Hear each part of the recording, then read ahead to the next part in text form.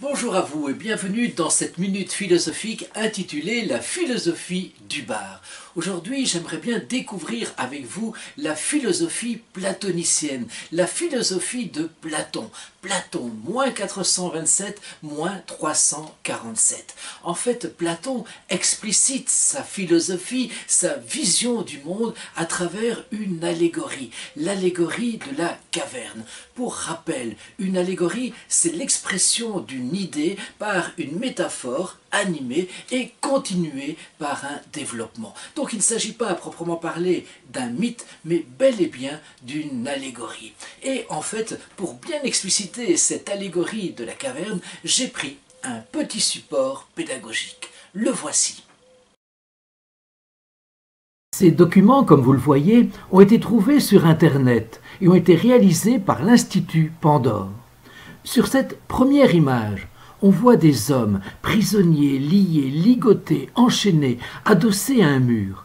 Derrière ce mur, des marionnettistes qui présentent toutes sortes d'objets. Ils nous maintiennent dans l'illusion. En effet, les hommes sont bien sûr incapables de voir ce qui se trame derrière le mur en question.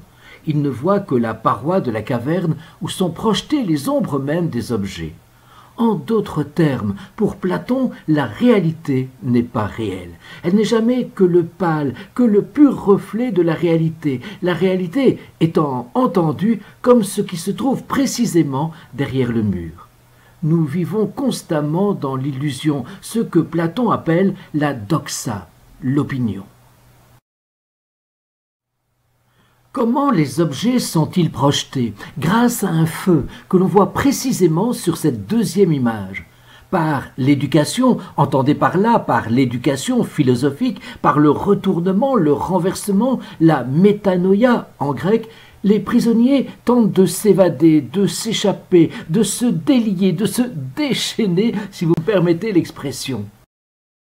Dans l'image 3, on voit que le philosophe peut accéder à la réalité, entendue avec un grand R, à la vérité, aletheia en grec, et ainsi voir le monde intelligible, le monde saisi par l'intellect, par l'intelligence, le monde des idées.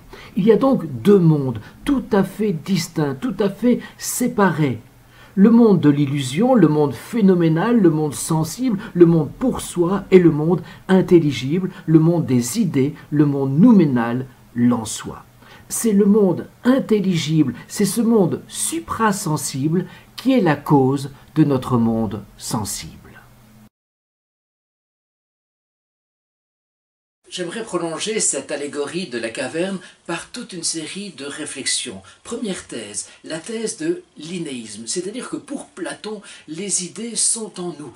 Nous naissons avec les idées en nous-mêmes. En effet, notre âme a habité le monde intelligible, le monde nouménal, et elle vient s'incarner dans un corps. Donc nous naissons effectivement avec les idées en nous-mêmes.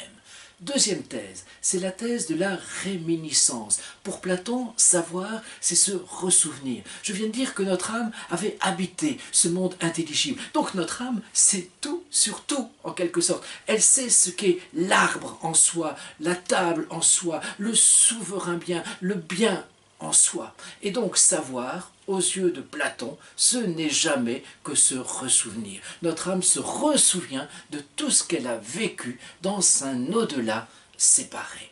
Thèse aussi, et c'est la thèse la plus délicate, la thèse du philosophe roi chez Platon. On l'a vu, avec l'éducation philosophique, le philosophe est tout à fait capable de se déchaîner, de quitter cette caverne pour rejoindre le monde intelligible. Et donc ensuite redescendre pour gouverner les hommes. Il peut dire je sais ce qu'est le bien, je sais ce qu'est le souverain bien, et donc je peux vous gouverner. Ça me semble, vous l'avouerez, quand même assez délicat.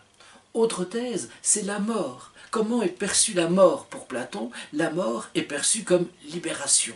Souvenez-vous, nous l'avons déjà vu, il y a ce dualisme platonicien, le corps d'une part, vil, méprisable, misérable, matériel, mauvais, parce qu'il y a une dimension, il y a une connotation éthique à cela. Et d'un autre côté, il y a l'esprit, il y a le spirituel, il y a le bien. Et donc notre âme est prisonnière de ce corps, et elle n'attend qu'une seule chose, c'est la mort, c'est-à-dire la libération pour pouvoir réintégrer le monde des idées. En lien avec ça, le thème de la métempsychose, c'est-à-dire que pour Platon, notre âme n'est pas du tout individuelle, notre âme peut habiter d'autres corps. Ce n'est donc pas la même chose que la réincarnation, où là, l'âme est tout à fait individuelle et elle transmigre à travers d'autres corps. Mais c'est l'âme individuelle, alors que pour Platon, il n'en est pas question, c'est une âme qui peut habiter d'autres corps. Voilà ce que je voulais ajouter après cette découverte de l'allégorie de la caverne et donc de façon générale de la philosophie platonicienne.